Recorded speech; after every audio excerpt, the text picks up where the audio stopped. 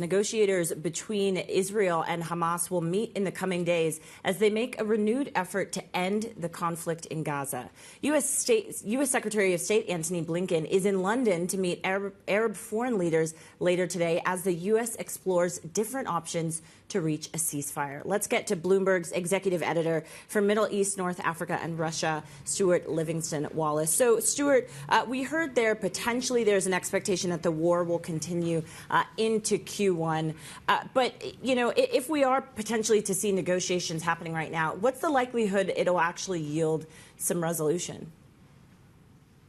I mean, in the short term, it seems incredibly unlikely they're going to be making any headway. And you've got a few fundamental problems here. No one, as far as I'm aware, within those negotiating parties even has a basic text to work off. Let's go back to an even more basic problem is who exactly is in charge of Hamas? And what exactly is the Israeli appetite to get some sort of resolution at this particular moment? So, yes, I think it's a continuation of the guarded optimism that you've seen from the international community and this very sincere, clear desire to reach some sort of settlement.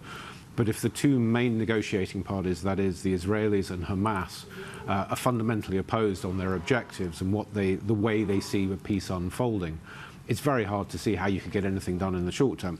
Add to that the impending retaliation that we're expecting by Israel on Iran for those missile attacks we saw several weeks ago.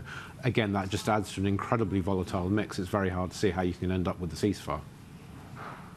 Absolutely, Stuart. And add to that, the U.S. election coming just a few days away. We also got this news, Stuart, about potentially this audit of Israel's use of U.S. weapons that the Pentagon is going to look into. I mean, does this potentially put the relationship between the U.S. and Israel in jeopardy and complicate it leading into the election?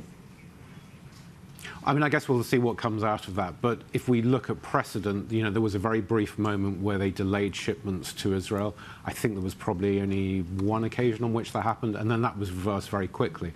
Because, again, the fundamental position here is that the U.S. will back Israel.